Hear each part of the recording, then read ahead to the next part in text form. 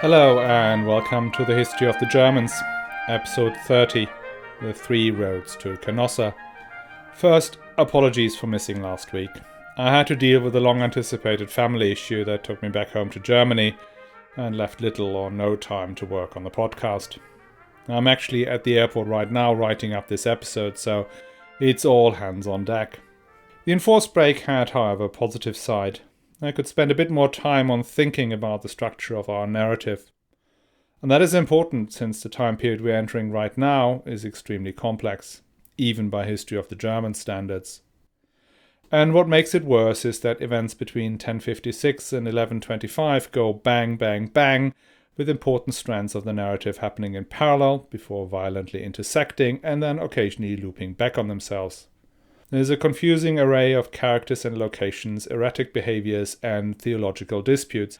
It's a genuine playwright's nightmare. What is needed is a framework. And that framework, which I've made up entirely out of thin air, breaks down the story into three different main historical trends. Some of them we already know quite well. So the first one is the conflict between the imperial central authority and the German magnates. That's been going on since time immemorial. And the second strand is the church reform, specifically the rise of lay piety that demanded priests, monks, and bishops to lead exemplary lives. And finally, the third strand is the expansion of the papacy from being just the most senior bishop into a role as a universal leader of Christendom. Now, these narrative strands are nothing new. They've featured in our story before, in particular the first two. But in the second half of the 11th century, each one of them is on speed. Let's start with the imperial central power. The emperor since Henry II had aggressively expanded central imperial power and created institutions, mainly by using the imperial church system. Henry II, Conrad II, and Henry III were all competent rulers, each in their own way, who acceded the throne at the height of their abilities. They could each build on the previous ruler's achievements, pulling the realm kicking and screaming towards statehood. None of them were popular with the great families of the realm, the Babenberger, the Etzonen, the Welf, and the Hetzeliner, and all three were called tyrants by their magnates. In 1056, the crown goes to a 6-year-old and his foreign mother. It is payback time. If we look at church reform, that has also gone on for a while. Why it suddenly became all-encompassing is disputed. Some believe it was predominantly driven by the fear of the second coming of Christ around the millennium. Others, like myself, believe it was more the improvement in economic circumstances that created room for self-actualization. And self-actualization in the 11th century meant religion. Now, whatever brought it about, it was a huge movement. And it was not just an intellectual movement, but a popular one too. As we will see, urban populations will go on the barricades asking for simonistic bishops to be replaced. Burghers and knights joined the congregation of monks as lay brothers. What people cared about more than anything else was the route to heaven. The priests, monks and bishops were to chaperone the faithful along that route. And to be a good guide and to administer effective sacraments and prayers that were heard by the saints and angels, the churchman must not be tainted by sin. Meanwhile in Rome, the fortunes of the papacy are turning for the better, creating the third major historical trend. The city aristocracy, who had literally used the popes as footstools and ATMs, have lost control when Henry III became the pope maker in 1046. These new German popes, in particular Leo IX and Victor II, saw their role in reforming the church, not in pleasing some city mafioso. They wanted to get away from being just the Bishop of Rome, who would occasionally arbitrate broader church issues brought to him. They wanted the papacy to be proactive and to be universal. To that aim, they reorganized the church, creating the College of Cardinals.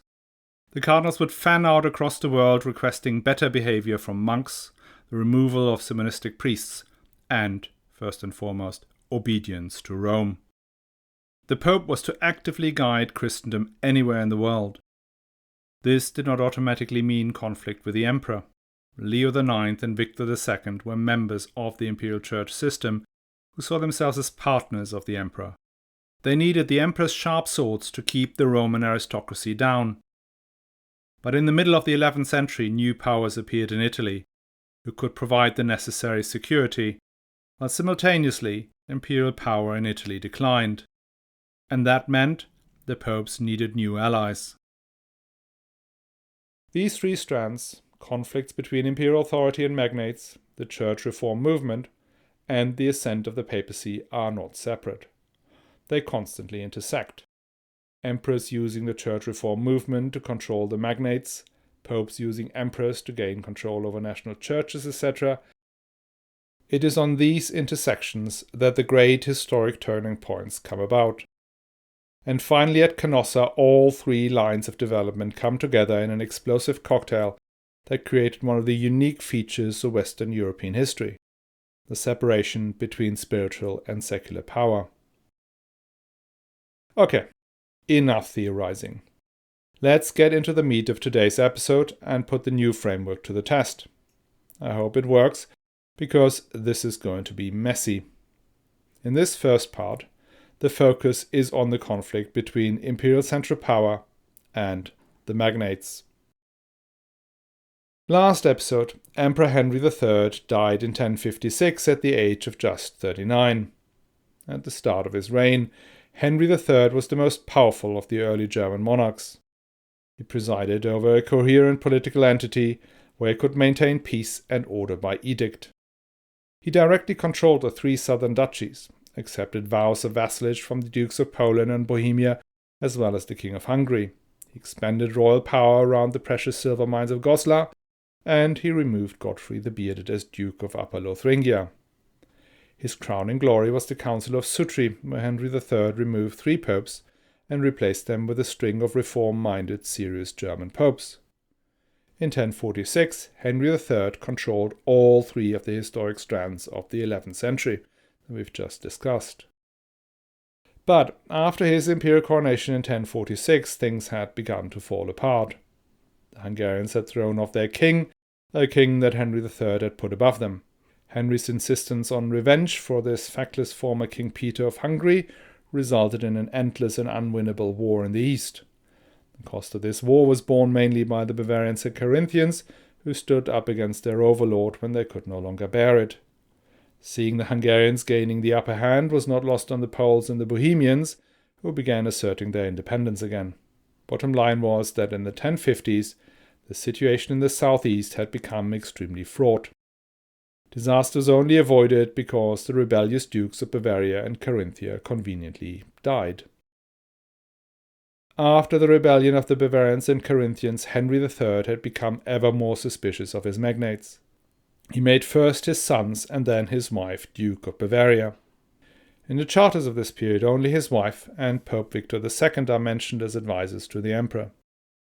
That suggests the magnates were excluded from one of their main roles, being advisor to the ruler. As we've heard many times before, the magnates cannot function unless they have access to the king. They are the senior managers who tell the troops that they will go and take their concerns, achievements, ideas, etc. up to the 23rd floor. If the troops find out that their senior manager no longer has a boardroom pass, they no longer follow him. Even worse for the magnates. The people that surrounded Henry III towards the end of his reign were mostly ministeriales. Ministeriales are these unfree knights, i.e. peasants with the skill for violence, who have been given a knight's training but remain serfs. Imagine how a haughty Babenberger or Welf, whose family goes back to Charlemagne or even Clovis, feels about being pushed aside by some slave. Whilst this sense of exclusion was painful for the Bavarians, Swabians and Franconians, the Saxon nobles had moved on from here. They had been excluded from imperial favour for such a long time, they did not believe the Salian dynasty would ever let them back into their ancestral rights and privileges. The magnates been plotting behind closed doors for decades. Remember the assassination attempt on Henry III? In 1057 the Saxon dukes even considered murdering the 7-year-old King Henry IV, since he is likely to follow his father in lifestyle and character. That is tough talk in a world where the murder of children of the highest aristocracy was still frowned upon. The situation in the west was no better.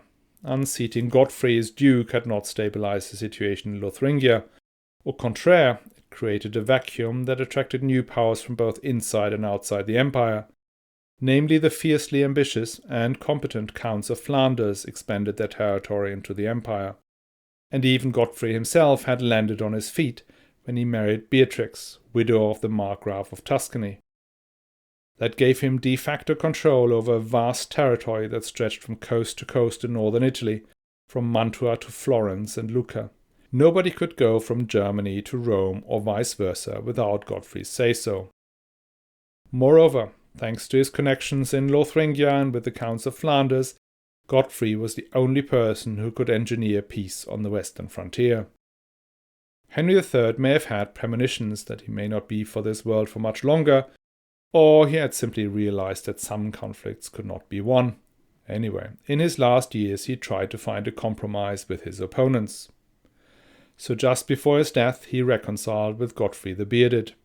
He released Godfrey's wife and stepdaughter, who had been imprisoned in Germany. He might even have promised him to get his old ducal title back, something that happened 9 years later.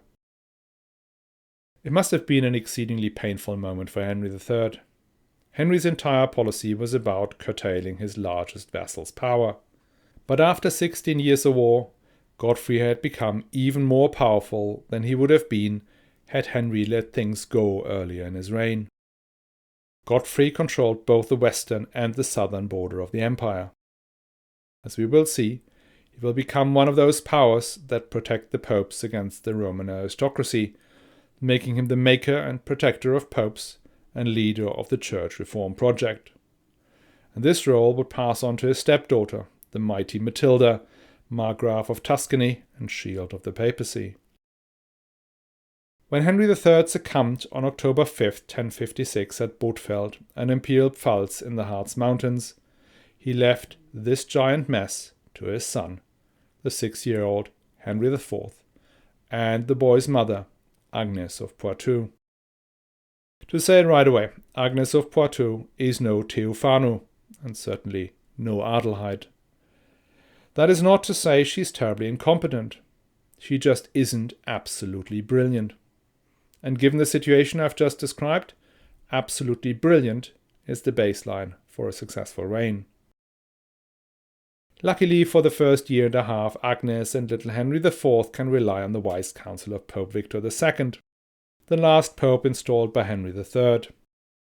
Victor II was originally the Bishop of Eichstätt, a former member of the imperial chancery and one of Henry III's closest advisors. Pope Victor II knew where all the bodies were buried and guided the regency successfully through the first few months. He managed the complex process of the pacification of Lothringia, including the peace agreement with Flanders. He strengthened the authority of the young king by elevating him onto the throne of Charlemagne in Aachen, a ceremony rarely performed by a pope in person. Then he soothed the bruised egos of the Bavarian nobles by giving them the opportunity to formally elect the young king, and in exchange the Bavarians recognized the Empress as Duke of Bavaria. This dialed the situation almost back to the beginning of the 11th century, i.e. the power structure before Henry II. The imperial government was acting in consort and upon advice from the magnates, who in turn swore fealty to the imperial ruler. A great sigh of relief went through the ranks of dukes, counts and nobles. As they saw it, tyranny of the last 3 emperors was over. This satisfaction with the new imperial government structure went so far that the magnates awarded Agnes the right to designate the new king, should the young king Henry IV unexpectedly die. That was not improbable, since the younger brother Conrad had died in 1055. By passing the right to make a king to Agnes, the magnates got the best of both worlds. On the one hand, the risk of an interregnum and civil war was materially reduced if only one person chooses, and on the other, this person, Agnes, was happy to run the empire along traditional lines. The honeymoon period came to an end when Pope Victor II died in 1057. Having lost the wise counsel of the former Bishop of Eichstätt, Agnes' weaknesses began to shine through. Her biggest problems were less the decisions she took, but the decisions she did not take, or delegated. Despite her long period as Henry III's closest confidant and advisor, she failed to grasp the consequences of her actions. She lost the initiative and ended up being dragged along by events rather than shaping them. The first thing she failed to do was taking direct control of the southern duchies. Carinthia had been vacant for a while, but instead of taking it over directly, she gave it to a member of the powerful Edsonen clan. Then Swabia became vacant in 1057. And as with Carinthia, the royal family could not take direct control. The duchy went to Rudolf of Rheinfelden. Rudolf von Rheinfelden would not just get Swabia, but also the administration of Burgundy, which until then was still under direct royal control. Rudolf von Rheinfelden even married Henry IV's sister Matilda, who he may have abducted against her, or at least her mother's will, which forced the royal family's hand. Matilda died shortly afterwards, but Rheinfelden had by now become a seriously powerful player in the southwest. Making Rheinfelden Duke of Swabia irritated the increasingly powerful Counts of Zähringen, who had built a power base on the Upper Rhine and into German-speaking Switzerland. Berthold of Zähringen claimed that he had been promised the Duchy of Swabia by Henry III, and he even produced a ring as proof. True or not, Agnes felt she had at least compensated Zähringen, so he gave him the Duchy of Carinthia after the aforementioned Edsonian duke had died. And even Bavaria could not be kept in royal hands for long.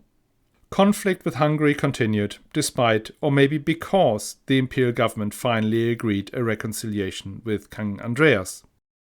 Andreas' son was married to another sister of Henry IV, which should have brought the war to an end.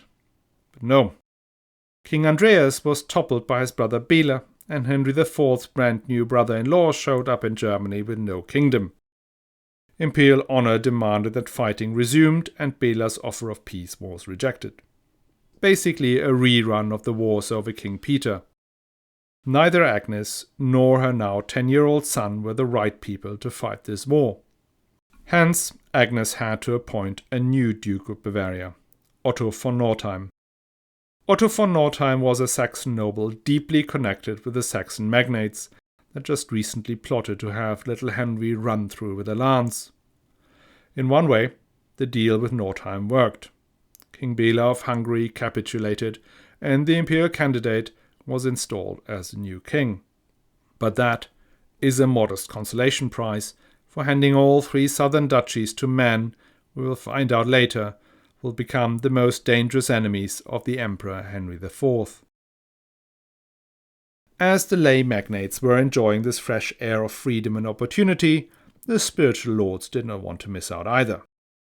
Archbishop Anno of Cologne was one of the most rapacious. Anno was a bit of a new man, coming from a more modest background than his peers amongst the great archbishoprics of the realm. And that meant he was out to get even bigger. His main target was the lands held by the descendants of Count Etzo, north of Cologne.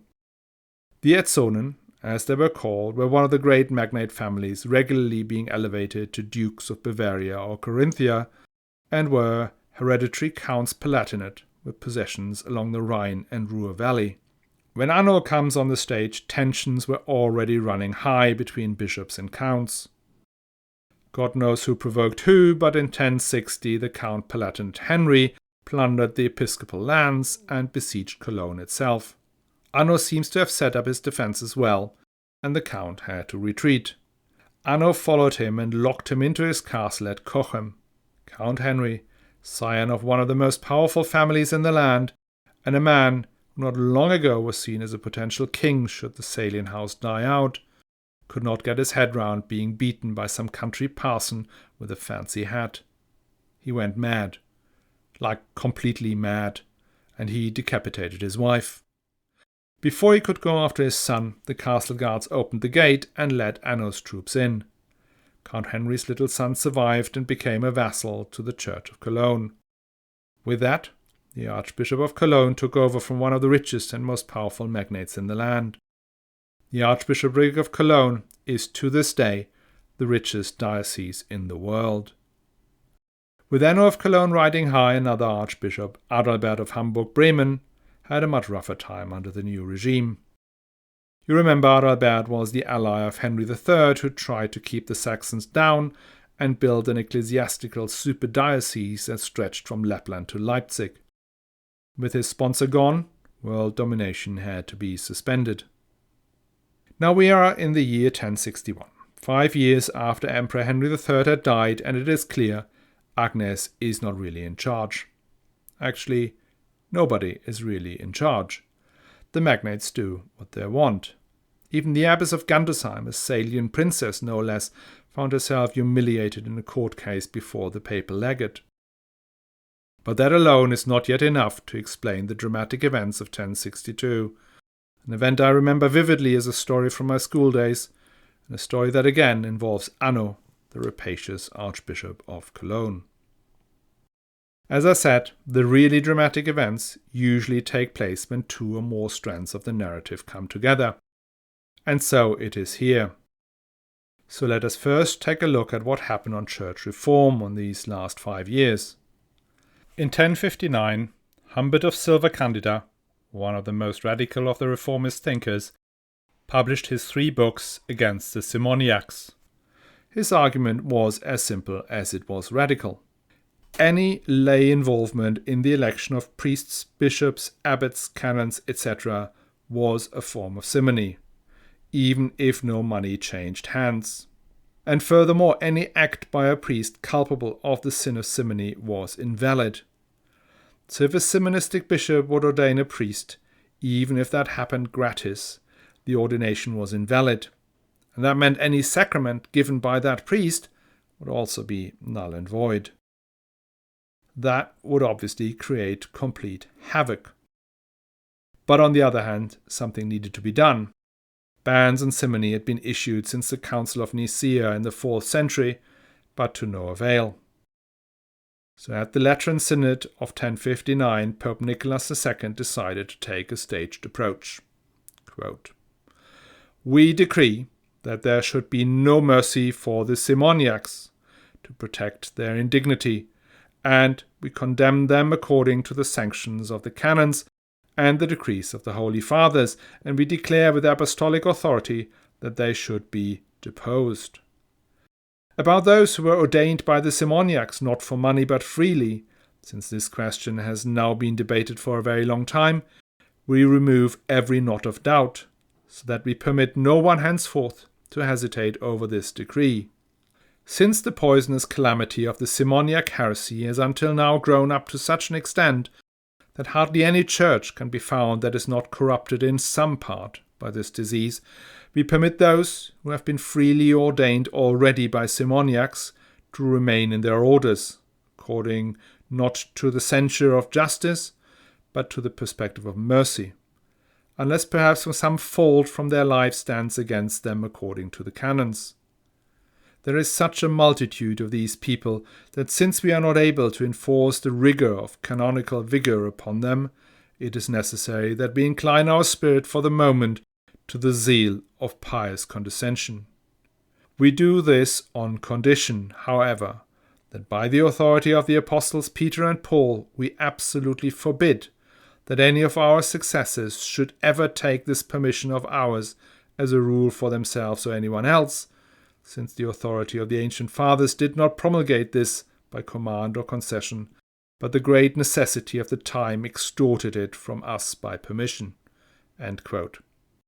Bottom line is, simoniacs will be persecuted, but not if there are too many of them. These papal decrees and theological treatises against church corruption did not remain behind the thick walls of the Lateran Palace. The rise in lay piety drive calls to have well-trained and well-behaved priests. And this popular movement flipped into street violence in the largest city in Western Europe at the time, Milan. Milan had been a hotbed of revolt all the way back to the time of Conrad II. This time, it is the lowest classes, the pataria or the wreck collectors, who stand up and demand the canons and bishops live a saintlier life. They object to the senior clergy being married and having received their benefices against payment of cash. They worry that all their prayers are worthless and the doors to heaven will be barred to them. They may also be rebelling against the older grievances of overbearing Capitani families keeping a tight grip on all levers of city politics. The Pataria expelled their quite obviously simonistic archbishop and his licentious canons. The Pope sent legates to negotiate a settlement. These papal legates sympathized with the urban poor and their call for change, which so matched their own mindset. And so the archbishop stayed out for years. The Pataria and the reform wing of the papacy remained allies for most of what is to come. The bishop and his party looked for help to the emperor. This is the beginning of the split in the Italian communes between the papal party and the imperial party that would later be known as the Guelphs and the Ghibellines. With church reform getting another boost, let's take a look at how the papacy as an organization has fared these last 5 years. As I mentioned before, Victor II, the last pope appointed by Emperor Henry III, had died in July 1057. His death put the modernizers amongst the cardinals into a panic, with the emperor just a 7-year-old boy, who will protect the papacy from sliding back into the hands of the Roman aristocracy. In their distress, they decided to elect someone quickly. The person they elected was Frederick, abbot of the great monastery of Monte Cassino. Frederick took the name of Stephen IX. Why him? Well, Stephen IX was not only the abbot of Monte Cassino, he was also the brother of Godfrey the Bearded. Yep, Godfrey the Bearded again. And Godfrey, thanks to his successful marriage, controlled central Italy from Mantua to Florence. He was close enough and had enough lances to keep the Roman aristocracy at bay. So far, so good. But what about the imperial court? The last 5 popes had been appointed by Emperor Henry III, and the emperor was the de facto leader of the church and greatest sponsor of church reform movement. Keeping this in mind, a delegation of cardinals, including the Cardinal Deacon Hildebrand, travelled to the imperial court to receive retroactive consent for their unauthorized election. Consent was granted even though Stephen IX could not possibly have been Agnes's choice. He was too close to Godfrey the Bearded, and her husband's personal dislike of the House of Verdun had extended to this amenable monk and key advisor to Pope Leo IX. Henry III had allegedly tried to have Frederick killed when he last came to Rome in 1055, which is why the future Pope Stephen IX had to flee behind the walls of the monastery of Monte Cassino. But despite all that, Agnes still confirmed Stephen IX as Pope. By the time of the papacy of Stephen IX, the College of Cardinal had become not only very powerful, but also increasingly dominated by 3 men: Humbert of Silva Candida, the radical anti-simonist, Saint Peter Damian, overall moderate and thoughtful, though rabid homophobe, and Hildebrand, cardinal priest of St. Paul outside the walls. We talked about the first 2 extensively in the last episode. Now is time to talk about Hildebrand. This is really worth it because he will simply dominate the story from here on. Hildebrand was born sometime between 1020 and 1025 in Tuscany. We know practically nothing about his family. He himself said that he grew up in the bosom of the Roman Church. That suggests he probably lived in the Lateran Palace and was destined for a church career from his very first years. He may have joined a monastery upon reaching maturity, though that is not confirmed, nor is clear where he would have become a monk. He first gets noticed when he acts as chaplain to Pope Gregory VI. You know, that pope who famously bought the papacy from Benedict IX for cold hard cash. Hildebrand followed Gregory VI into exile in Cologne. In 1049, Hildebrand returns to Rome as a member of Pope Leo IX's entourage. Hildebrand seems to have made himself useful in Leo's broad restructuring program that created the College of Cardinals in the first place and the role of papal legate. Hildebrand was one of the few Romans within Leo IX's inner circle, which must have come in useful for this German pope. As Leo IX undertook extensive journeys to France and Germany, asserting control over the local bishops, it was Hildebrand's job to keep control of the city of Rome. In 1054 we find Hildebrand as a papal legate in France and Germany, harassing bishops for their licentious lifestyle and heretic convictions. He is still technically only a subdeacon, but gets into fights with bishops and archbishops, which he usually wins. When Leo IX died, he rushed to Rome to ensure the Roman aristocracy does not usurp the throne of St. Peter. He strongly supports the next pope, Victor II, again an appointment by Henry III. Hildebrand actually meets Henry III and retains a huge amount of respect for the emperor. Victor II made Hildebrand his chancellor, in charge of finances and documentation. And by the time the papacy moved from Victor II to Stephen IX, Hildebrand was already one of, if not the, dominating figure in the College of Cardinals. Stephen died within 8 months of his election. This time, the Roman aristocrats did not let it slip. Within 5 days of the Pope's death, the Romans elected Benedict X, an old-school pope.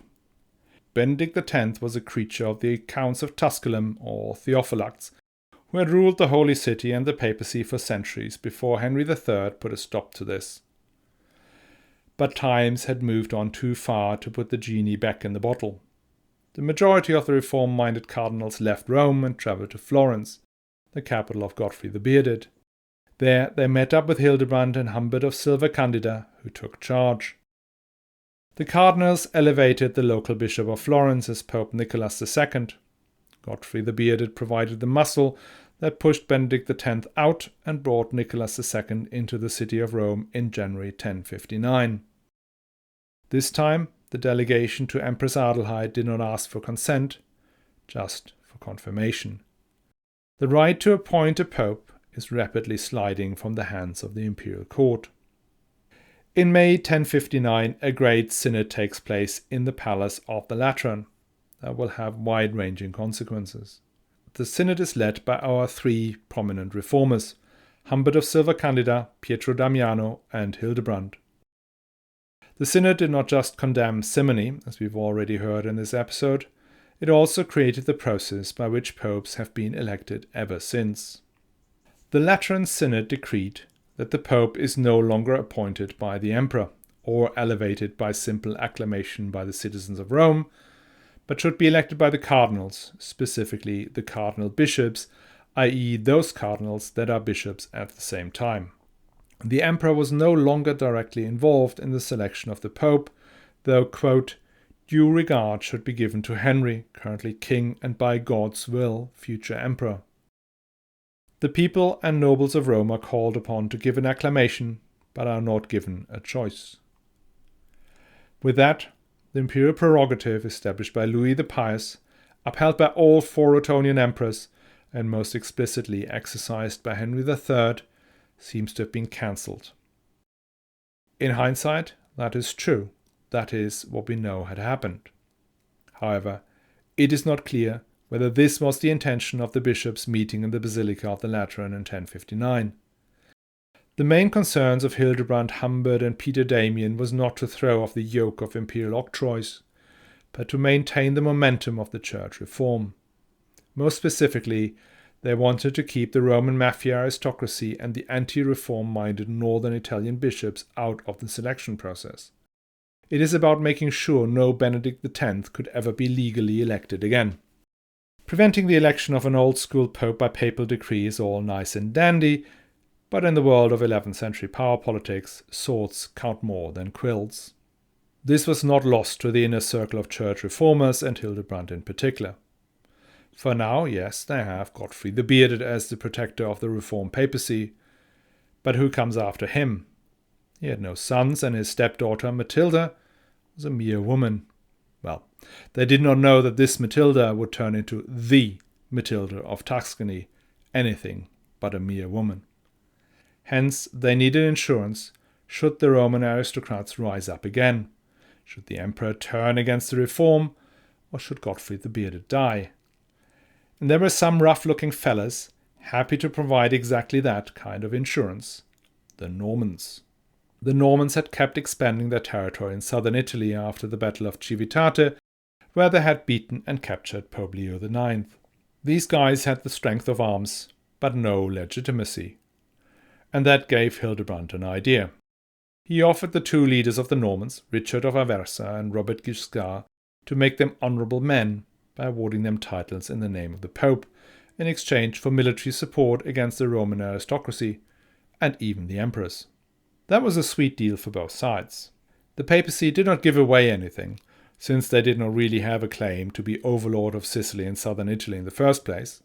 For the Normans, it was even better, since they would have to fight the Romans and the emperors anyway, since they had stolen their land, and now they were soldiers of St. Peter and get a free ticket to heaven. The only one who loses was the imperial court, namely Empress Agnes. Meanwhile in Rome, Pope Nicholas II died, and the cardinals get a chance to road test their brand new system for papal elections. They elevated the bishop Anselm of Lucca to be pope, who took the name of Alexander II. Anselm was well known at the imperial court, had been invested as Bishop of Lucca by Henry III, and had come to Germany several times as a papal legate. So he wasn't an anti-imperial candidate per se. The problem was that the cardinal electors, as per the rules established in 1059, had not asked the empress for approval or even confirmation. And that was when she decided to finally do something. After years of passivity, she finally moves, and what a move that was. She received a delegation of Roman aristocrats and northern Italian bishops who were concerned about constant papal meddling in their affairs. There were more than a few bishops and canons who did not like being asked by some pesky papal legate who the father of all these kids were who run round the episcopal palace. This alliance of anti-reform conservative forces suggested the bishop Cadalus of Parma as the new pope. Agnes agreed and appointed him as Pope Honorius III. We now have a papal schism, and a bad one at that. Previously, schisms did not matter that much, since the Pope was mostly acting as Bishop of Rome and had little influence in, say, Reims or Trier or Canterbury. But now, after 15 years of proactive popes and cardinal legates driving reform in every realm of Christendom, now it matters who is the Pope. And the schism was blamed on Agnes, with some justification. And what makes it even worse for her is that her Pope was with the bad guys. The Roman mafia aristocracy and corrupt bishops is not exactly the kind of company a devout empress and widow of the great protector of church reform should keep. The military situation for Cadalus as pope was not entirely hopeless, since he could rely on support amongst northern Italian bishops and the leaders in Rome. Hildebrand, by now archdeacon of the papacy, aka prime minister, created a papal militia, which over time would turn into the papal armies of the 15th and 16th century. His opponents will later claim that he led the troops himself, yielding the sword. But irrespective of military success or failure, the campaign was a PR disaster of epic proportions. The empire looked bad, like really, really bad. This is not just about power politics. This is a fight over access to heaven and eternal life. The emperor had gone from being the natural leader of the progressive reform movement to being the champion of the reactionary forces. How could that be squared with the emperor as the representative of Christ on earth, a notion that the last three emperors had set out so clearly? When Agnes realized what she had done, she froze. Her entire background was in church reform movement. After all, her grandfather had founded the Abbey of Cluny. She took to her bed, pulled up the duvet over her face, and left all government activity to her advisers. Something needed to be done. It was clear Agnes of Poitou was past her sell-by date. She needed to be neutralized before any more damage could be done. In 1062, the court stayed at the imperial palace of Kaiserswerth, today a part of Düsseldorf. The palace stands right by the river Rhine. At the end of the feast, Archbishop Anno of Cologne invited the 12-year-old King Henry IV to check out his new luxury boat that was moored in the center of the stream. As soon as young Henry came on board, Archbishop Anno of Cologne gave the order to raise the anchor. Anno's soldiers surrounded the young king, and the rowers began pulling away towards the city of Cologne 20 miles upstream. Henry IV, realizing he was being abducted, jumped overboard. Unlike his ancestor Otto II, Henry could not swim. He would have almost certainly drowned in the cold and fast-flowing river that day had not Count Egbert jumped after him and dragged him out. Anno and his co-conspirators made it to Cologne and formed a new imperial government. Agnes of Poitou resigned. The new government put an end to the schism of Catullus. But it was too late. The imperial reputation was broken. The church reform movement looked to the popes and cardinals to bring about change. Anno of Cologne may have chaired the initial synod that ended the schism, but he soon found himself on the back benches. Alexander II and Hildebrand were now in charge. From now on, no medieval emperor would ever have the influence over the church that Henry III had in 1046. And Kaiserswerth had another effect. The young Henry IV will never forget how he was betrayed by his magnates. He would never believe that the dukes, counts and bishops of his realm would ever give him advice that was anything but driven by self-interest. Henry IV will rely even more on a small group of often lower status ministeriales, and the senior nobles had their boardroom passes cancelled. And Henry IV retained a deep hatred for the hijacking Archbishop Anno of Cologne. On March 29, 1065, Henry IV celebrated his Schwertleite at the Cathedral of Worms, a ceremony that declared him formally an adult and began his direct rule. And as soon as he's been girded with his sword, he pulled it to go after Anno of Cologne, and only his mother's quick intervention saved the Archbishop's life. Next week, we will see how this impulsive young man deals with the next chapter in the escalating conflict. Tensions in Saxony flare up into outright war. Bishop Adelheid of Hamburg gained the young king's confidence and established a rapacious regime that stripped the imperial treasury bare. Magnates are feuding with each other, and the peace and order Henry III still maintained is crumbling. To top it off, Henry IV goes full teenager and wants a divorce, whilst the most aggressive and most politically astute of the reformers, Hildebrand, becomes Pope as Gregory VII. I hope I see you then, and if you enjoy the history of the Germans, spread the word on social media, on your podcast app, on my website, or even old school by talking to people.